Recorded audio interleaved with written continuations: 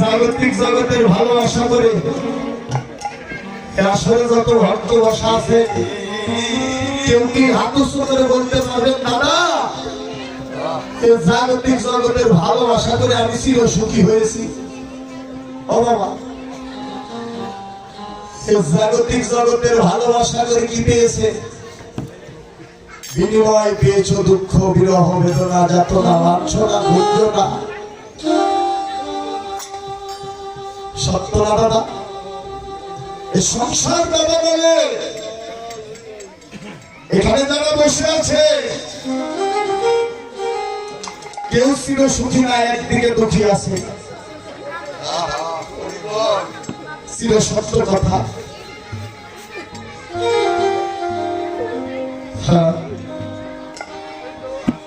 জাগতিক জগতের ভালোবাসা করে চির সুখী হবে না রে মা। জাগতিক জগতের ভালোবাসা যে বড় সত্যময় ভালোবাসা, এই ভালোবাসা যে সত্যের ভালোবাসা। বাস্তব একটি উদাহরণ, লেবু ছিল না বাবা, লেবু। কারণ এখানে লেবু সবাই চিনে, তাই না? প্র্যাকটিক্যাল প্রমাণ। লেবু দিয়ে যখন আমরা সেবা করি, খাবার ভিতরে তরকারি থাকে, ভাজি থাকে, ভাত থাকে, ইত্যাদি ইত্যাদি। লেবুটা যখন চিপে নেও দাদা, লেবুর রসটা যখন ফুরিয়ে যায়, ওই লেবুর শুকনাটাকে আমরা ওই থালার ভিতরে রাখি বাবা। কি করে নিচে নামিয়ে রাখি, তাই না দাদু? হরিবল হরিবল। ওই লেবুর শুকনাটা প্রশ্ন করে আমায় কেন নিচে নামিয়ে রাখলে? আমরা কি বলি জানো? তোমায় নিচে নামালাম কেন জানো? তোমার প্রয়োজন ছিল ততক্ষণ, তোমার ভিতরে রস ছিল যতক্ষণ। সত্য কথা, বাস্তব না? প্রয়োজন ছিল ততক্ষণ, ভিতরে রস ছিল যতক্ষণ। এই সংসার না বদলে তোমার আমার যতক্ষণ অর্থের রস আছে, জাগতিক জগতের ভালোবাসা আছে। যদি অর্থের রস থাকবে না, এই জাগতিক জগতের ভালোবাসা থাকবে না রে মন। হরি বল হরি হরি বল।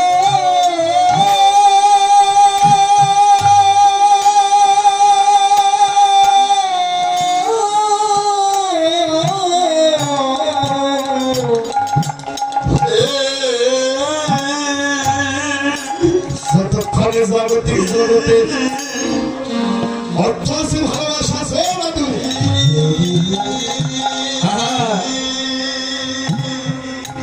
আমরা কীর্তন শুনে যাই করি, কীর্তন গাই যত যাই করি না কেন, টাকা নাই, জগতের ভালোবাসা নাই, শান্তি নাই নাকি?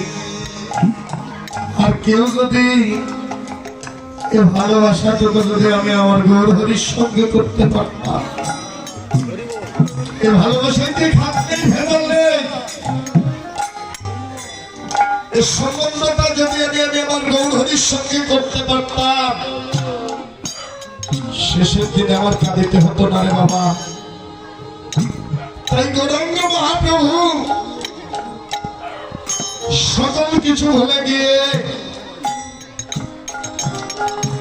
পতিত পাবন শ্রী গৌরাঙ্গ মহাপ্রভু কাঙ্কাল বেশ ধারণ করে আজ যেন ব্রজ ভাবে গঙ্গার তীরে বিভোর হয়ে আজ ভক্তগণদের ডাকছে। প্রভু যেন গঙ্গার তীরে বিভোর হলেন। কোথায় বিভোর? সুরধ্বনি গঙ্গার তীরে। সুরধ্বনি গঙ্গার তীর হচ্ছে ভারতে, ইন্ডিয়া। অনুমান নয়, বর্তমান। বর্তমান সুরধ্বনি গঙ্গার তীর হচ্ছে এই স্থানটি। কেননা শাস্ত্রে বললেন যে স্থানে হয় জয়ের ধ্বনি কুলের ধ্বনি, দুই ধ্বনি একত্র হলে হয়ে যায় যেন সুরধ্বনি গঙ্গার তীরে তাই গৌর হরিনাম।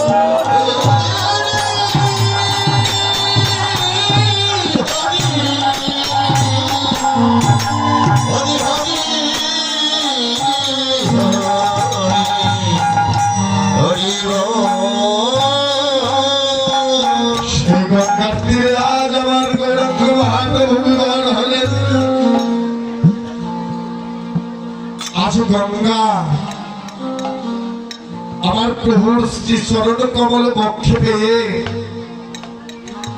গঙ্গার যেন আনন্দ আর ধরে না।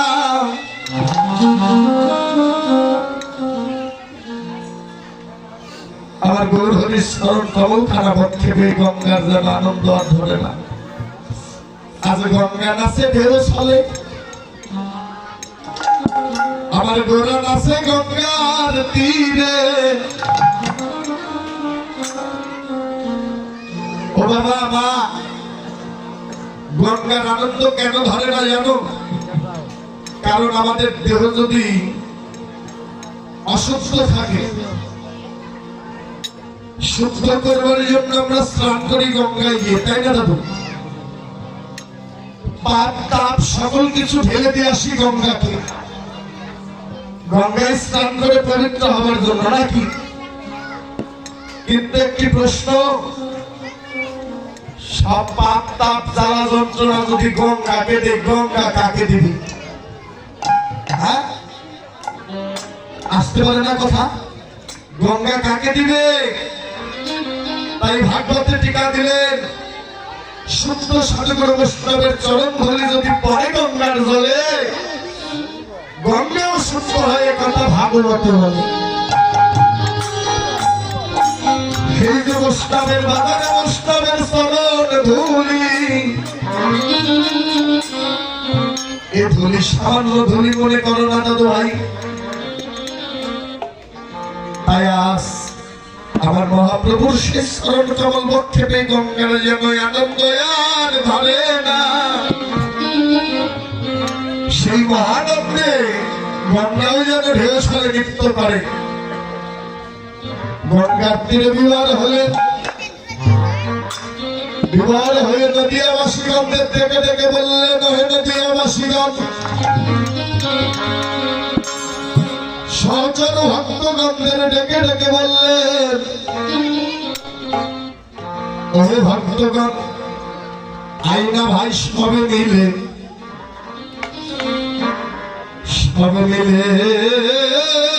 আমরা সেই খেলা খেলাই,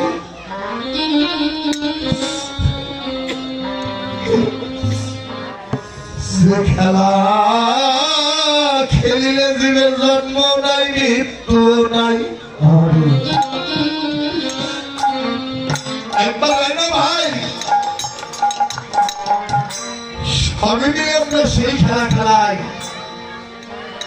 কেননা মহাপ্রভু আমার কোন জাতের ভেদাভেদ করলেন না, কে ঋষি, কে মুসি, কে চন্ডাল, কে চামার, কে ছোট লোক, কে বড় লোক, কে জ্ঞানী, কে পণ্ডিত, কোন কিছু ভেদাভেদ করলেন না। সবাইকে ডেকে ডেকে বললেন, এসো না ভাই সবে মিলে সেই খেলা খেলাই, যে খেলা খেলিলে জীবের জন্ম নাই, মৃত্যু নাই। গৌরাঙ্গ মহাপ্রভু আমার জন্য এক বিনোদ খেলার আয়োজন করলেন। এই জাগতিক জগতের ফুটবল খেলা নয়, ক্রিকেট খেলা নয়, হাডুডু খেলা নয়, তবে গৌরাঙ্গ মহাপ্রভু আমার কেমন খেলার আয়োজন করলেন? তাই বৈষ্ণব কবি লীলার প্রান্তে দাঁড়িয়ে বললেন, ওরে খেলা এবি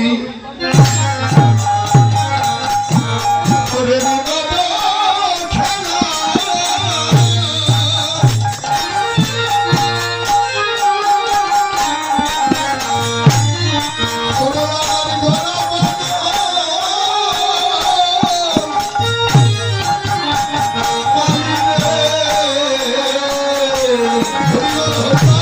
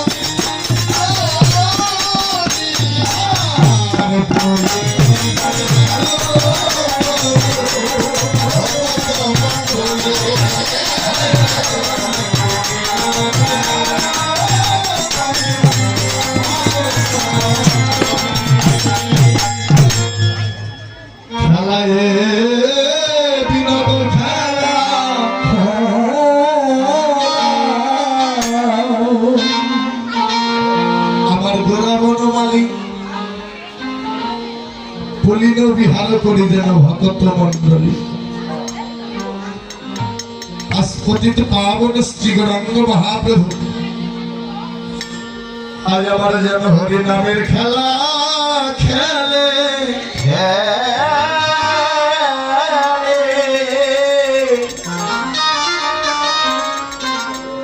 আজ খেলে হরি নামের খেলা প্রভু আমার অঙ্গে মাখে যেন এই কীর্তনের ধুলা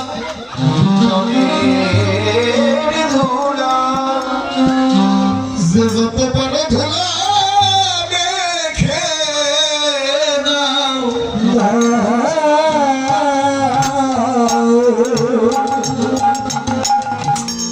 এ ধুলা যে সামান্য ধুলা নয় রে বাবা ধুলা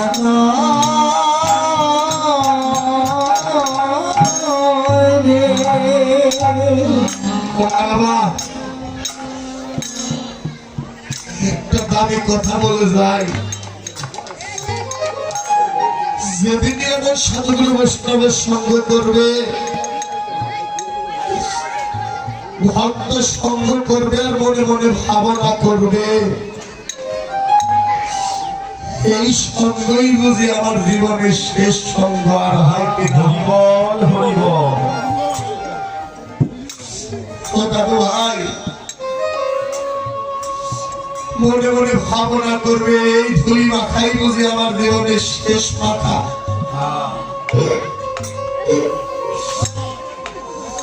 যত বড় ধুলি মেখে নাও মেখে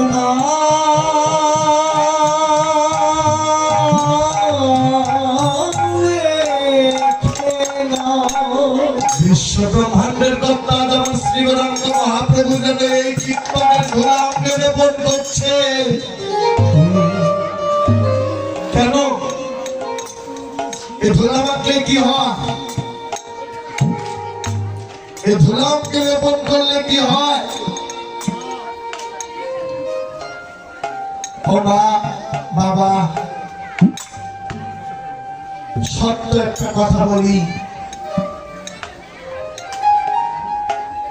এ জাগতিক জগতে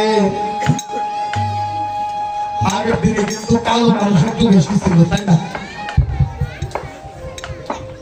কথাটা একবার ভালো করে লক্ষ্য করো আগের দিনেও না কালো মানুষ কিন্তু বেশি ছিল তাই না বর্তমান মেয়েরা কিন্তু কালো থাকে না আবার অনেকে হাসতে পারেন হাসার কথা প্রত্যেকটা কথার ভিতরে ব্যাখ্যা আছে সত্য না এখন বর্তমানে এমন পাউডার বেরিয়েছে এমন ক্রিম বের হয়েছে পাউডার দেখে দেখে কালো মেয়ে আর কালো থাকে না সুন্দর হয়ে যায় আমার এক কাকা তখন কালো কুটকুটো কালো ছিল আমাদের পাশের বাড়ি বললাম ও বোন তুমি কালো ছিঁড়ে আছে তো ফর্সা হলি কেমন করে? ওই দাদা কি আর বলবো, তুই বল না বল, কি বা করে একবার বল। ও মা হাসিস তো, কথাটা ভালো করেছো। বলে দাদা আর বলিস না, ডিউ ক্রিম মেরে পাউডার মেখে ফর্সা হয়েছে। যখন বললেন পাউডার মেখে ফর্সা হয়েছি, ও তো কথাটা বললো, কিন্তু কথাটা আমি একটু ভেবে দেখলাম হৃদয় দিয়ে। জাগতিক জগতে পাউডার মাখলে ধলা হয়ে যায়, ফর্সা হয়ে যায়। অনেকে মনে করতে পারেন দাদা হাসির কথা বলছে, হাসির কথা না রে বাবা। এই জাগতিক জগতের পাউডার মাখলে যদি কালো মানুষ যদি ফর্সা হয়, আমি একটা কথা বিস্তার করে দেখলাম, ভক্তের বাজারে ভক্তের চরণ ধুলি পাউডার পাওয়া যায় সাধুর বাজারে, সাধুর বাজারে। জাগতিক জগতের পাউডার মাখলে যেমন সাফ হয়ে যায়, পরিষ্কার হয়ে যায়, ভক্তের বাজারে যে পাউডার পাওয়া যায়, এই পাউডার যদি কোনো ভাগ্যবান ভাগ্যবতী একবার অঙ্গে লেপন করে মেখে যায়, তার দেহের কামনা বাসনাও পরিষ্কার হয়ে যায়। হরি হরি বল।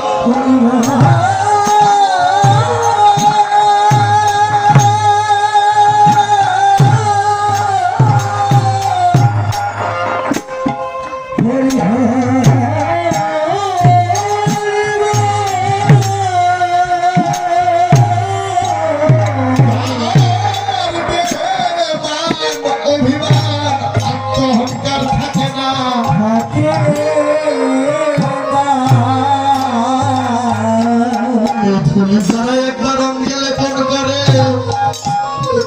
সেই ভক্ত যদি নয়ন বলে কেঁদে কেঁদে সে ভক্ত কেঁদে বেড়ায় নদে, সে নদের পথে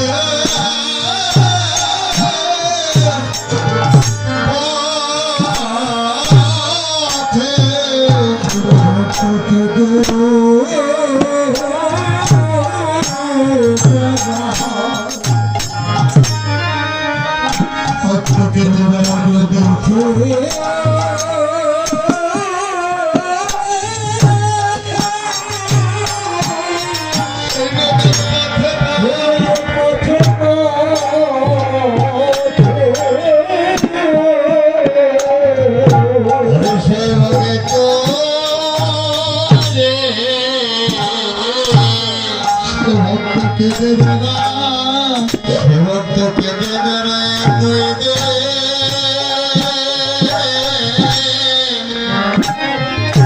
নদীর পথে।